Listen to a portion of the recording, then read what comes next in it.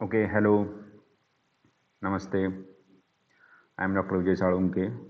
So, in the last lecture, we discussed the points related to the commerce. So, meaning of the commerce, scope of the commerce, importance of the commerce. So, now we are going to discuss the most important point in the commerce and management, that is business. So, first we will continue the point and we will cover the meaning, characteristics, objectives and importance. ये हम इस lecture में पूरा देखने वाले हैं, क्योंकि last lecture में हमने कॉमर्स के बारे में पढ़ा है, तो अभी इसमें हम बिजनेस के कंसेप्ट के बारे में पढ़ेंगे। पहले हम क्या करेंगे, स्टार्ट करेंगे मीनिंग के साथ। अगर हम बेसिकली देखते हैं कि बिजनेस इज़ द एक इकोनॉमिक एक्टिविटी है। वो कैसे इकोनॉमिक एक्टिविटी है, जो भी हमारे गुड्स एंड सर्विसेज है, जो भी मैन्युफैक्चरिंग होता है या ट्रांसपोर्टेशन होता है या होलसेलर रिटेल के पास जाता है, वहाँ पे providing the products and services to the customer and for the earning income. ये सबसे इम्पोर्टेंट है। मतलब जो भी गुड्स एंड सर्विसेज मैन्युफैक्चर होते हैं, वो गुड्स एंड सर्विसेज उसमें ऐड होता है। और दूसरा जो है, वो क्या है कि कस्टमर्स को सेटिस्फाई करने के लिए हम क्या कर रहे हैं, गुड्स एंड सर्विसेज मैन्युफैक्चर कर रहे हैं। उसके साथ साथ क्या है कि ओनर का इनकम, जो भी मैन्युफैक्चर कर रहा है उसके लिए क्या है कि they are generating the income from the that particular business, that activity. That is called the business. अगर इसमें ये नहीं होता है, अगर if they are not earning the profit और उससे पैसे नहीं कमाता है, तो उसको हम ये नहीं कहते क्या कि हम उसको बिजनेस नहीं कह सकते। उसमें क्या है कि ये providing the products and services to meeting the human wants and needs for generating the revenue for the owners. It is the meaning of the business. ये थोड़े आपको सिंपल शब्दों में मैंने बताया है कि ये मीनिंग है। अगर हम नेक्स्ट पॉइंट देखते हैं, तो नेक्स्ट पॉइंट क्या है कि कैरेक्टरिस्टिक्स ऑफ द बिजनेस। उसमें क्या है कि अगर हम देखते हैं कैरेक्टरिस्टिक्स में, पहला क्या है कि इकोनॉमिक एक्टिविटी। ये क्या है कि business is a economic activity. वो क्यों करते हैं हम, earn income and the wealth. हमारा ग्रोथ करने के लिए, इकोनॉमिक एक्टिविटीज़ करने के लिए undertaken earn the income and growth and the, for example जो भी कोई भी है, कोई भी बिजनेस करता है तो क्यों कर रहा है, तो वो क्या कर रहा है कि उसको इनकम मिलना चाहिए, इसके लिए काम कर रहा है। फॉर एग्जांपल यहाँ पे दिया है कि medical store owner selling the medicine. अगर कोई भी मेडिकल सेलर है, वो अगर मेडिसिन सेल कर रहा है, तो उससे उसको क्या मिल रहा है, इनकम मिल रहा है, उसको उससे उसका वेल्थ बन रहा है। वो सबसे इम्पोर्टेंट है। अगर कोई भी मेडिकल ओनर है या कोई मेडिसिन बांट रहा है, तो उसको हम चैरिटी बोलेंगे, उसको बिजनेस नहीं बोलेंगे। वो फ्री में दे रहा है किसी को मेडिसिन, तो क्या है कि वो चैरिटी है। That is the thing. It is economic activity, the fund और money is important and that particular things is we are going to earn as a income. Second जो point है हमारा, second point is a production and the procurement. Production में मतलब क्या है कि जो भी मैन्युफैक्चरर है, वो मैन्युफैक्चर भी कर रहा है, वो प्रोडक्शन कर रहा है। एंड दूसरा क्या है कि जो भी हमारे होलसेलर है, रिटेलर है, ये क्या है कि ये भी बिजनेस कर रहे हैं। Both are doing business, they are manufacturing the goods and services to fulfil the need of the customer, and wholesaler and retailer, they are also doing these things. Production, producing the goods or acquiring them for the sale.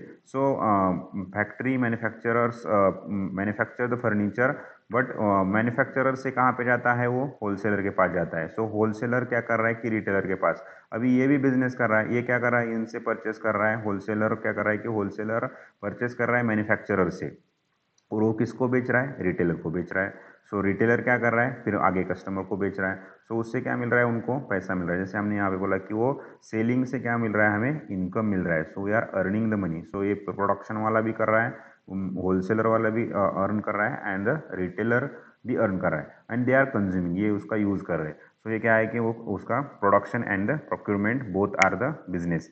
The next characteristic is a sale और exchange. एक तो क्या होना चाहिए, cell होना चाहिए और exchange होना चाहिए, ये थर्ड नंबर है। ट्रांसफर ऑफ गुड्स और सर्विसेज फॉर द वैल्यू, और किसके लिए चाहिए, फॉर वैल्यू, हम पैसे के लिए ही काम कर रहे हैं।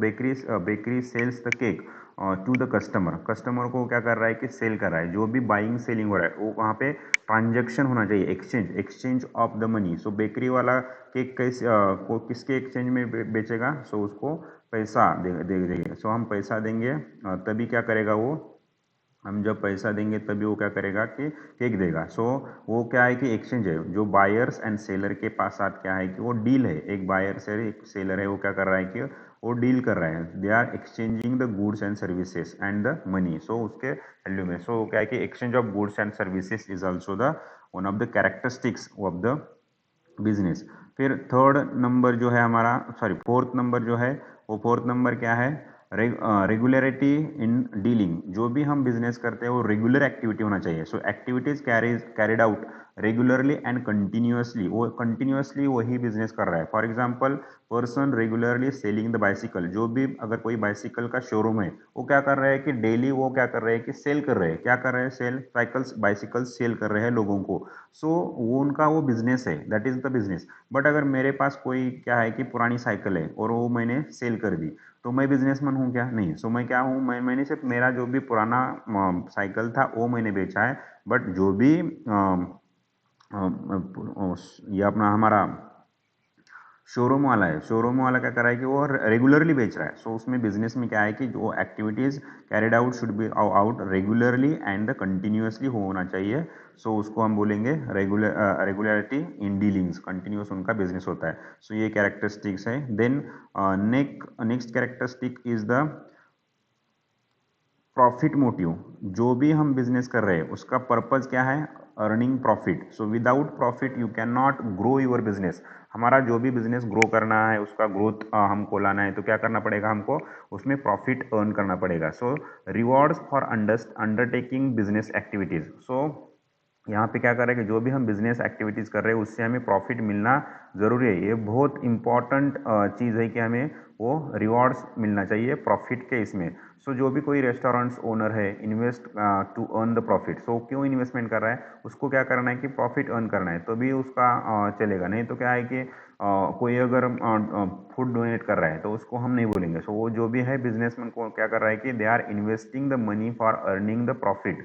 सो वो अपना पूरा बिजनेस प्लेट बना रहा है, वो बेच रहा है। सो वो क्या है कि उसका वो बिजनेस है। So restaurant owner invest to earn the profit. So profit motive, अगर आपको सस्टेन करना है, ग्रोथ करना है, सो आपको प्रॉफिट कमाना ही चाहिए। So this is the important aspect in the business. So it is also one of the characteristic. Then next is the risk uncertainty. Risk जो भी हमारा है, रिस्क क्या है कि अनसर्टेन है।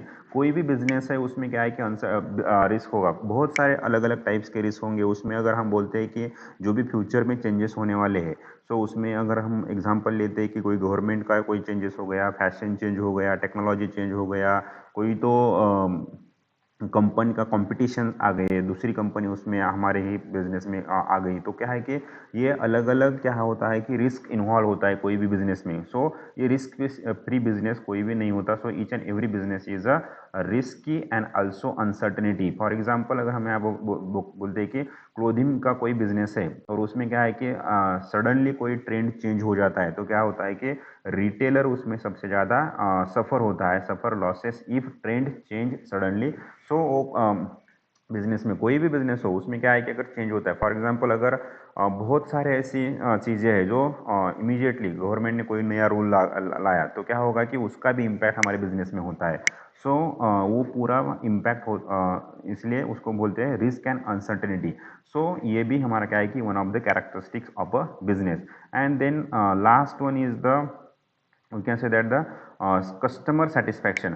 कस्टमर सेटिस्फैक्शन से ही हमारा बिजनेस चलता है, क्योंकि हम जो भी कर रहे हैं वो क्या है कि कस्टमर के ज़रूरतें पूरा कर रहे हैं। So the focus on the satisfying the customers for long term success. हम जैसे मैंने बोला कि सिर्फ प्रॉफिट अर्निंग करके हम हमारा बिजनेस सस्टेन नहीं कर सकते, या और हम लॉन्ग टर्म के लिए नहीं रह सकते। हमें क्या करना चाहिए, profit, we have to earn the profit, that is very important thing in the business. but simultaneously we have to focus on satisfying the customers for long term success. हमारे अगर लॉन्ग टर्म सक्सेस चाहिए business के लिए, तो क्या है कि ये focus on the satisfying the customers on the for long term. So online platforms वाले क्या कर रहे हैं, देखो अभी आपने अगर कोई देखा होगा ऑनलाइन में कोई प्रोडक्ट हमने परचेस किया तो क्या होता है कि वो अगर थोड़ा ख़राब निकलता है या उसका पैकिंग टूटा हुआ है तो हम क्या करते हैं कि इमीडिएटली रिटर्न मार देते हैं और वो रिटर्न ले भी लेते हैं। तो क्यों कर रहे हो, they are satisfying the customer, वो कस्टमर को अच्छा प्रोडक्ट उनको देना है, डिलीवर करना है। या अगर कोई भी अगर हमने टीवी परचेस कर दिया और अगर उसका इंस्टॉलेशन हमें फ्री मिलता है तो क्या कर रहे हैं कि कस्टमर को एड ऑन सर्विस दे रहे हैं, उसको आफ्टर सेल सर्विसेज। वो क्यों कर रहे हैं, they are satisfying the customer. कोई भी अगर हमने कार परचेस की तो हमें क्या मिल रहा है कि पहले 3 जो भी सर्विसिंग्स है वो फ्री या कम प्राइस में देते हैं। तो क्यों ऑफर कर रहे हैं, they are focusing on the customer satisfaction. It is the creating the loyalty in the customer and the business. So उसका एक हम बोल सकते हैं कि रिलेशनशिप, कस्टमर के साथ अच्छा रिलेशनशिप करने के लिए वो काम किया जाता है। तो वो क्या है कि प्रॉफिट के साथ we are earning profit, that is definitely good, but simultaneously we need to focus on the satisfying the customer. So these are the points related to the characteristics of the business.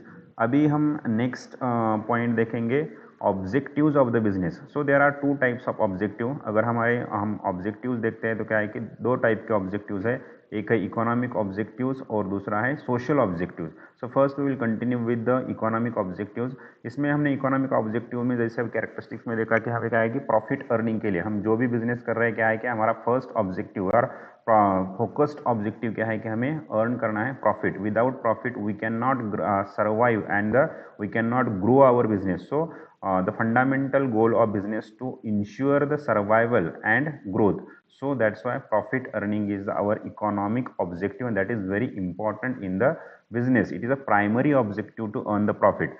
So next is the growth and expansion. So हमारे growth and expansion इसके लिए जो भी हमारा profit है वो हम profit आया और हमने पूरा स्पेंड कर दिया ऐसे नहीं होता। उसको क्या करते हैं, हम कुछ चीज़ें रिजर्व में रखते हैं, कुछ चीज़ें हमारे सेविंग्स में रहती है, उसका बेनिफिट क्या करते हैं या हम क्या करते हैं कि वी आर री investing in that particular business. उससे क्या होता है हमारा growth and expansion.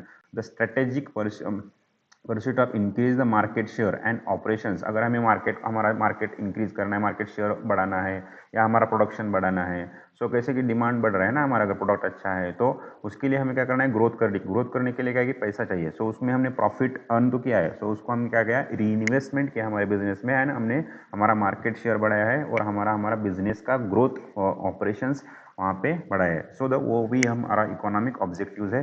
Then innovation के ऊपर हमें कंटिन्यूसली फोकस देना पड़ेगा क्योंकि innovation is very important thing in the business. So continuously change हो रहा है, कोई भी चीज़ें है वो कंटिन्यूसली चेंज हो रही है, वो चीज़ें क्या करनी है हमें हमारे बिजनेस में इन्वॉल्व करनी है। The continuous development of the new products and the services. कोई भी देखो, कोई भी उसका डिज़ाइन चेंज होगा, उसका पैकेजिंग चेंज करना पड़ेगा हमें। जैसे पहले अगर हम देखते पार्ले का जो था वो पेपर पैकिंग में आता था, फिर बाद में अभी क्या है कि बिस्किट्स उसमें उन्होंने प्लास्टिक पैकेजिंग में लाया। सो ये चेंज है। सो जो भी पहले खराब हो जाता था पानी में भीगा तो वो खराब हो जाता था, अभी वैसे नहीं है। सो ये अलग अलग चीज़ें जो जैसे जैसे टेक्नोलॉजी ग्रो हो रही है, जैसे जैसे चीज़ें बदल रही है, चेंज हो रही है, so that things we need to involve in our businesses. So ये भी इनोवेशन इज इकोनॉमिक ऑब्जेक्टिव की, इससे क्या होता है कि हमारा ग्रोथ बढ़ता है। सो हमारा एक डिफ्रेंशिएट होता है मार्केट में क्रिएट और हम ज़्यादा मार्केट में रहते हैं। So the market leadership, so we create, हमारा मार्केट में लीडरशिप बढ़ जाता है। So the aspirations to be the dominant player in the industry. तो हम क्या करते हैं कि डोमिनेट करते हैं competitor, there is always competitor in the market. आपको बहुत सारे कॉम्पिटिटर्स दिखेंगे, उसमें हम क्या कर रहे हैं कि मार्केट में लीडरशिप बनाने के लिए हमें ये पूरा इकोनॉमिक ऑब्जेक्टिव्स के ऊपर फोकस देना है। So these are the objectives of the business, that is economic objectives. Now next is a social objective. These are the social objectives of the businesses. So जैसे हमने देखा कि कस्टमर सेटिस्फैक्शन सबसे important है, ये primary objective. जैसे हमारा profit था इकोनॉमिक ऑब्जेक्टिव्स में, तो सोशल ऑब्जेक्टिव में कस्टमर सेटिस्फैक्शन, ये दोनों बहुत ही इंपॉर्टेंट है। सो बहुत ही इंपॉर्टेंट है कस्टमर सेटिस्फैक्शन एंड प्रॉफिट। सो इसमें सोशल में क्या है कि ensuring the quality products and services at the fair prices. लोगों को क्या चाहिए कस्टमर को सेटिस्फाई होने के लिए, एक तो अच्छा प्रोडक्ट चाहिए और वो फेयर प्राइस में अवेलेबल होना चाहिए। जैसे मैंने बोला कि जो भी रिटर्न्स लेते हैं लोग या जो भी आफ्टर सेल सर्विसेज देते हैं, प्री सेल सर्विसेज देते हैं, सो वो भी सब कस्टमर सेटिस्फैक्शन में आते हैं।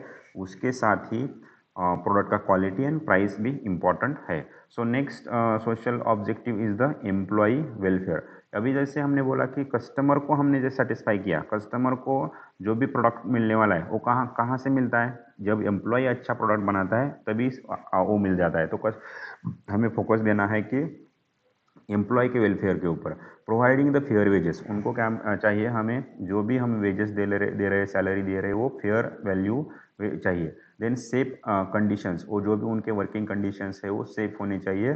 So they should work in that particular condition and also there should be the growth in their career. So उनके करियर में कंटिन्यूसली ग्रोथ आना चाहिए। तो उसके लिए क्या है कि वो वहाँ पे अच्छे से काम करेंगे, तभी उनका मन वहाँ पे लगेगा कि उनको पता है कि हमें अच्छा सैलरी मिल रहा है, मेरा पूरा प्रोटेक्शन हो रहा है और मेरा यहाँ पे करियर में ग्रोथ भी है, अच्छा है। जैसे कि फॉर एग्जांपल एम्प्लॉय का इंश्योरेंस निकालते हैं, एम्प्लॉय के बच्चों के लिए एजुकेशन प्रोवाइड करते हैं, या कोई भी एम्प्लॉय को रहने के लिए जगह देते हैं। तो these are also the points related to the employ welfare. So ऐसे अलग अलग चीज़ें क्या करते हैं कि ऑर्गेनाइजेशन प्रोवाइड करते हैं। सो बिजनेस में आता है। सो देन सोशल ऑब्जेक्टिव्स में, देन बिजनेस का जो भी environmental protection is social objective. आप अगर कोई भी बिजनेस कर रहे हैं सो उसका जो भी इम्पैक्ट है या खराब इम्पैक्ट हमारे बिजनेस पे नहीं होना चाहिए।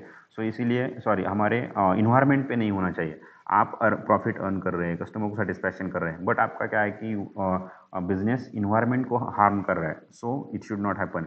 Minimising the environmental impact through the sustainable practices, इससे ही आपको क्या मिलेगा, सस्टेनेबिलिटी मिलेगा, बिजनेस में सस्टेनेबिलिटी मिलेगा और आप ज़्यादा दिन तक बिजनेस कर सकते हैं या लॉन्ग टर्म बिजनेस आपका हो सकता है। इसलिए environmental protection, so we need to follow the all the rules and regulations and also proactively also we need to contribute for the environmental protection. That is also the one of the social objective of the business. Then contribution to the society, society के लिए क्या कर रहा है कि हमने contribution दिया है। कंट्रीब्यूशन क्या है कि अभी बहुत सारी चीज़ें है जो बिजनेस, बड़े बड़े बिजनेसेस है, they are providing the money to develop the backward areas, yeah, environmental protection, women empowerment, the technological we can say awareness programme. So ये अलग अलग चीज़ें क्या कर रहे हैं कि कर रहे हैं। सो उसको किसके अंडर कर रहे हैं, CSR, उसको कॉर्पोरेट सोशल रिस्पॉन्सिबिलिटी एक्टिविटीज़ बोलते हैं बिजनेस की। अभी वो भी क्या है कि सोशल ऑब्जेक्टिव्स में आते हैं। So now as per the companies act 2013 also कुछ कंपनीज को वो क्या किया है कि कंपलसरी किया है, उसका रूल्स एंड रेगुलेशंस अलग है। सो उसके अंडर भी आता है। सो वो कंपनीज क्या कर रही है कि ये so CSR activities कर रहे हैं। So these are the social objectives of the businesses. So we discuss the objectives of the businesses. Now the next point is the importance of the businesses. अभी देखो इम्पोर्टेंट क्यों है business, तो वो क्या कर रहा है कि क्रिएट द एम्प्लॉयमेंट। अलग अलग लेवल पे एम्प्लॉयमेंट क्रिएट होता है। कोई भी एक बिजनेस भी आता है ना तो उसका पूरा आजू बाजू में उसके बिजनेसेस या एम्प्लॉयमेंट ऑटोमेटिकली जनरेट होता है। उसमें हमने यहाँ पे एग्जांपल लिया है कि मैनेजर्स उसमें मिल जाता है, अकाउंटेंट्स लगने वाले हैं, सेल्स पर्सन लगने वाले, इंजीनियर्स लगने वाले, टेक्नीशियंस लगने वाले। तो ये सब चीज़ें क्या है कि हमें एम्प्लॉयमेंट, बिजनेस एक बिजनेस इतनी सारी क्या है कि बिजनेस अपॉर्चुनिटीज़ बना के देता है। जैसे हमने कॉमर्स के इसमें भी देखा था कि ट्रांसपोर्टेशन का बिजनेस है, वो लॉजिस्टिक का बिजनेस है, स्टोरेज का बिजनेस है। सो वो भी उसमें आता है। वो क्या है कि जैसे वो बिजनेस केस में क्या होता है कि वो क्रिएट करता है, they are creating the employment generation. So now the next is the economic development. हम क्या कर रहे हैं कि ऑटोमेटिकली हम इकोनॉमिक डेवलपमेंट में कंट्रीब्यूट कर रहे हैं। कोई भी बिजनेस है, so higher business activity leads to greater production and income generation. अगर कोई भी कंट्री में क्या है कि जितने ज़्यादा बिजनेस डेवलप्ड होगा, वो कंट्री में क्या होता है कि उसमें सब ज़्यादा से ज़्यादा एम्प्लॉयमेंट जनरेशन होता है, इनकम जनरेशन होता है। उससे क्या होता है कि हमारा इकोनॉमिक डेवलपमेंट होता है। अभी नेक्स्ट जो है क्या है कि ऑप्टिमम यूटिलाइजेशन ऑफ रिसोर्सेज। जब हमारा बिजनेस, हमारे अलग अलग टाइप्स के बिजनेसेस आते हैं तो क्या है कि वो ऑप्टिमम यूटिलाइजेशन ऑफ बिजनेसेस, उसमें land, labour, capital and money. So वो सब उसमें क्या है कि वो यूज होता है, जो भी हमारे पास रिसोर्सेस है, नेचुरल रिसोर्सेस है, सो माइनिंग का यूटिलाइजेशन होता है। कोई अगर हम लाइव स्टॉक है तो उसमें मिल्क प्रोडक्शन है या अदर अदर थिंग्स है, सो उसका यूटिलाइजेशन होता है। सो अलग अलग चीज़ें हैं। सो उसमें क्या है कि जितना भी हमारे रिसोर्सेस है, जितना ज़्यादा रिसोर्सेस है उसका हम यूटिलाइजेशन करके हम क्या करते हैं कि सबसे ज़्यादा बिजनेस में बिजनेस बिजनेस जितना ज़्यादा डेवलप्ड होगा, जब जितना ज़्यादा ऑर्गेनाइजेशन में या इसमें बिजनेसेस होंगे हमारे कंट्री में, तो उसका क्या होगा, it this increases the productivity and the economic efficiency of that particular country. So क्या है कि उससे वो इंक्रीज होता है। The next importance is the improvement in standard of living. तो स्टैंडर्ड ऑफ लिविंग में क्या है कि हम इम्प्रूव करते हैं। कैसे इम्प्रूव होता है? ऑटोमेटिकली अगर यहाँ पे क्या हो रहा है कि लोगों के पास इनकम आ रहा है, एक तो क्या है कि एम्प्लॉयमेंट है तो इनकम आ रहा है, ऑटोमेटिकली वो क्या कर रहे हैं कि वो अलग अलग चीज़ें परचेस कर रहे हैं, अलग अलग फैसिलिटीज़ यूज़ कर रहे हैं, and automatically their standard of living is increasing, because उनके पास अभी क्या है कि पैसा आ रहा है। जब हमारे पास बिजनेस है तो automatically income is increasing, and that increased income is going to spend through the these kind of the services, they are acquiring the services, and उससे क्या होता है कि उनका स्टैंडर्ड बढ़ जाता है। The promotion of innovation. So automatically क्या है कि हम अलग अलग चीज़ें देखते हैं, क्योंकि देखो बहुत सारे बिजनेसेस आ गए हैं तो उसमें क्या होता है कि कंपटीशन क्रिएट होता है, और उस कंपटीशन के चलते क्या होता है कि बहुत सारे बिजनेसेस अलग अलग इनोवेशंस लाते हैं मार्केट में, और उस इनोवेशंस का फ़ायदा क्या होता है? इनोवेशन एंड प्रोडक्टिविटी का फ़ायदा होता है कस्टमर्स के कन्वीनियंस, कस्टमर को रिक्वायरमेंट जो उसके accordingly. So innovative products enhance the productivity and the customer convenience. So customer को सेटिस्फाई करने के लिए अलग अलग चीज़ें आते हैं। जैसे फॉर एग्जांपल एक मोबाइल कंपनी है, तो वो क्या कर रही है कि उनका कस्टमर के टारगेट अलग अलग है, तो उनके लिए क्या करेगी, अलग अलग प्राइस रेंज में प्रोडक्ट निकाल रही है। सो उसके क्वालिटीज़ में अलग अलग डिफ्रेंशिएट करते हैं। सो ये क्या है कि उसमें ऑटोमेटिकली प्रमोशंस एंड इनोवेशंस मिलता है, प्रमोट होता है। इनोवेशन सबसे ज़्यादा आता है जब बिजनेस ग्रोथ ज़्यादा होता है कोई भी कंट्रीज़ में, सो कंपटीशन ज़्यादा होता है। सो ये एक इम्पोर्टेंस है बिजनेस का। So and also it will business is promoting the international trade and globalisation. So वो क्या कर रहे हैं कि हम this promote the economic cooperation and the global development. सबसे ज़्यादा हम क्या कर रहे हैं कि प्रमोट कर रहे हैं। सो अगर हमारे यहाँ पे बिजनेस क्या कर रहे हैं कि वी आर मैन्युफैक्चरिंग मैसिवली, हम अगर कोई प्रोडक्शन ज़्यादा करते हैं, ज़्यादा प्रोडक्शन हमारे यहाँ होता है, तो ऑटोमेटिकली हम क्या करेंगे, सेल करेंगे। हम कोई तो नया मार्केट ढूंढेंगे, तो कैसे ढूंढेंगे? हम विद इन कंट्री तो सेल कर ही रहे, बट हमारे पास क्या है कि ज़्यादा प्रोडक्शन है, सो that business is going to find out the new market at the global stage। सो पूरे ग्लोब में देखा है कि मेरा प्रोडक्ट कहाँ पे मैं बेच सकता हूँ, कहाँ पे मैं अपना सेल कर सकता हूँ। वो गुड्स भी हो सकते हैं या सर्विसेज भी हो सकते हैं। अभी मैंने देखा कि बहुत सारे लोग क्या कर रहे हैं, देखो हमारे इंडियन लोग हैं वो योगा में एक्सपर्ट है। तो वो क्या कर रहे हैं कि बाहर जाके योगा के क्लासेस ले रहे हैं, बाहर जाके योगा की सर्विस दे रहे हैं। So they are giving the service to that particular country. So और उनका जो भी ट्रेडिशनल फॉर्म है वो सीख के फिर यहाँ पे आके सर्विस देते हैं। सो क्या है कि इम्पोर्ट एक्सपोर्ट ग्लोबल लेवल पे। वैसे ही हमारे यहाँ पे जो प्रोडक्शन ज़्यादा होता है तो वो हम बाहर बेचते हैं। सो एंड जो भी बाहर का है वो हमारे यहाँ पे लेते हैं। सो क्या है कि इंटरनेशनल ट्रेड में बिजनेस important है। So these are the points related to the business of the importance of the business। So ये पूरे जो भी पॉइंट्स है वो बिजनेस के बारे में है, इम्पोर्टेंट है। सो आप लोग ये पूरा वीडियो देखें, अंडरस्टैंड करें, समझिए कि क्या है, और आपको अगर कोई डाउट है तो आप कमेंट सेक्शन में बता सकते हैं। So let's meet in the next lecture. जो हमारा नया लेक्चर रहेगा, सो उसमें हम बाद में मिलते हैं। किसी को कोई डाउट होगा तो कमेंट में सेक्शन में लिख दीजिए। लाइक, शेयर एंड सब्सक्राइब आप अपना चैनल कर सकते हैं। Thank you.